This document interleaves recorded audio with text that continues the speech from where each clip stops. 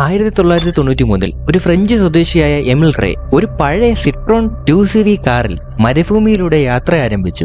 ലക്ഷ്യം മൊറോക്കയിലെ ഒരു സൈനിക ക്യാമ്പ്. ആ മരുഭൂമിയിൽ അയാളുടെ കാർ ഒരു കല്ലിലിടിച്ച് ആക്സിഡന്റ് സംഭവിക്കുകയാണ്. കാറിനി ഓടിക്കാൻ പറ്റാത്ത വിധം തകർന്നുപോയി. ആ വലിയ മരുഭൂമിയിൽ അയാൾ ഒറ്റയ്ക്ക് കുടുങ്ങിപ്പോയി. സഹായം ലഭിക്കാനുള്ള എല്ലാ പ്രതീക്ഷകളും അവസാനിച്ചപ്പോൾ എമിൽ ഒരു വലിയ ഡിസിഷൻ എടുക്കുകയാണ്. എമിൽ ഒരു ഇലക്ട്രീഷ്യൻ കൂടിയാണ്. ആ തകർന്നു കിടക്കുന്ന കാറിന്റെ പാർട്സ് എല്ലാം കൂട്ടിയോജിച്ച് ഒരു ബൈക്ക് ഉണ്ടാക്കാനുള്ള പരിപാടികൾ എമിൽ തുടങ്ങി. നീണ്ട 12 ദിവസത്തെ കഠിന പ്രയത്നത്തിന് ശേഷം ടേസ് മുറിച്ച് എഞ്ചിൻ മധ്യത്ത് ഫിറ്റ് ചെയ്തു. 2 ചക്രങ്ങളും ചേർത്ത് ഒരു വർക്കിംഗ് കണ്ടീഷൻ ആയിട്ടുള്ള ഒരു മോട്ടോർ സൈക്കിൾ അയാൾ സൃഷ്ടിക്കുകയാണ്. സ്വയം നിർമ്മിച്ച ആ ബൈക്കിൽ കയറി മരുഭൂമിയിൽ നിന്ന് അയാൾ രക്ഷപ്പെട്ടു. പക്ഷെ നാട്ടിലെത്തിയപ്പോൾ മൊറോക്കൻ പോലീസ് ആ വാഹനത്തിന് പിഴയിട്ടു. കാരണം ആ വാഹനത്തിന് ഉള്ള നമ്പർ പ്ലേറ്റ് ഒരു കാറിന്റെയും, എന്നാൽ ആ വാഹനമെന്ന് പറയാൻ പോലും സാധിക്കാത്ത ഒരു വസ്തു. മനുഷ്യ ബുദ്ധിശക്തിയുടെ അതിമനോഹരമായ ഒരു തെളിവായി ഇപ്പോഴും ആ ബൈക്ക് ഒരു മ്യൂസിയത്തിലുണ്ട്.